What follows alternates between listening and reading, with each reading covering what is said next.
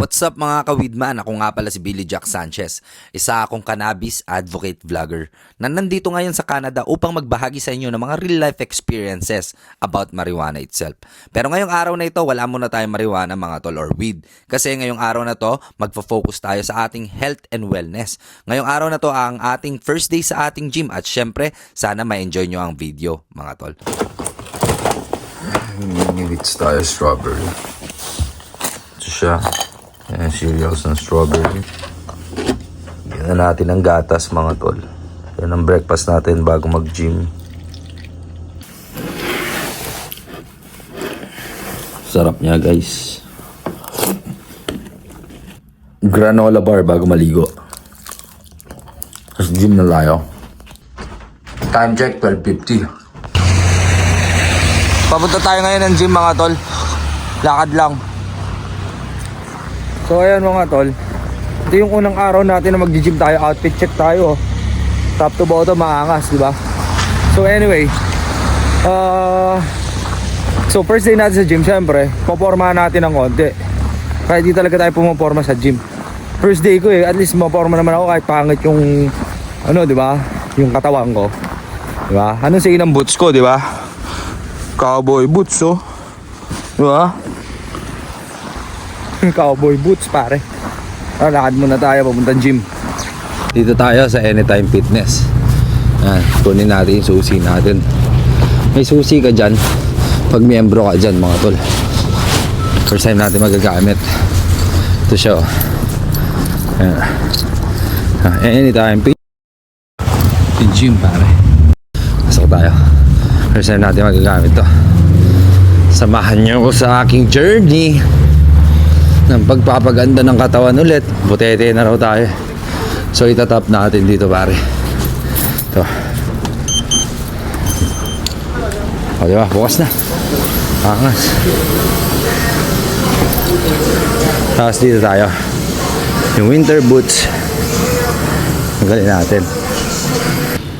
Yun na to itsura ng locker area nila mga tol. May locker tayo dyan. Basta may padlock ka. May weighing scale. Timbang tayo mamaya doon. Sabit muna natin dyan.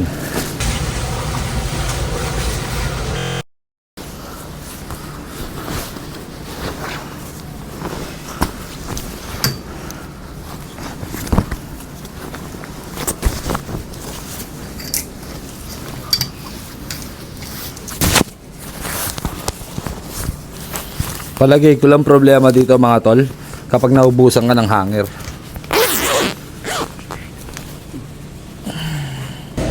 Ito lang yung hassle dito mga tol sa Canada. Yung dahil mas low, kailangan dalawa outfit mo.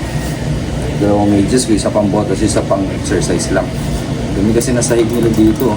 Ngayon pa ako, iniisip ko lang.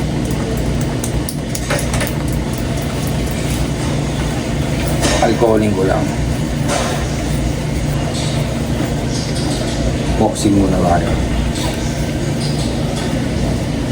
So bro, may nakausap tayo dito. So English tayo niyan, no? So brother, Billy, my name. Billy, Robbie. How are Robbie. you, bro? So because earlier you were asking me Yes. if there is a punching bag, right? bag. Yeah, there is actually. That's why I enrolled here. I'm so happy. Next time, Yes. we can train together, and if you want, I'll bring my glove. yeah, we can spar. Spar? Yeah, that sounds awesome, bro. Yeah, Listen to this guy, yeah. let's go. Thanks, Robbie. You're welcome, my Thanks, brother. brother. You're welcome. So yun, may nakuha na tayo kay sparring body, mga tol. Kahit papano, may ensayo tayo sa ating pagboboxing. Tara, ensayo na tayo. Siyempre, di kumpleto ang araw, hindi tayo magtitimbang pare. Ilan yan? Oh shit, bro. Napakabigat ko na men. Man, I'm fucking 80 kilos, bro.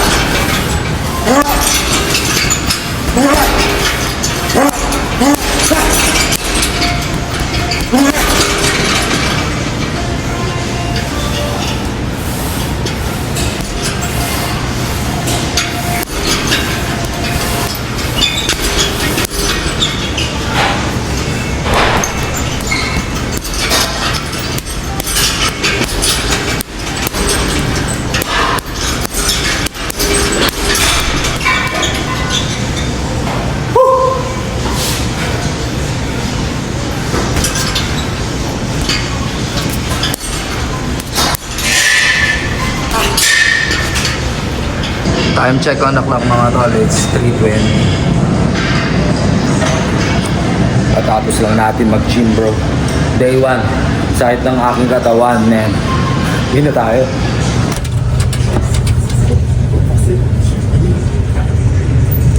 Okay, bumagsak ang ating kilo. Day 1. Ganito ang aaraw-arawin kong babaybayan mga tol. Itong daan na to. Ganda ng view, di ba?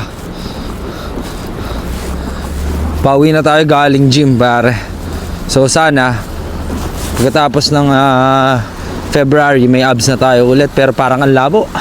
Ang bigat ko 80 kilos, pare. Sarap pa naman bumamba tapos kakain. Ang tamad ko nga sa gym ngayon.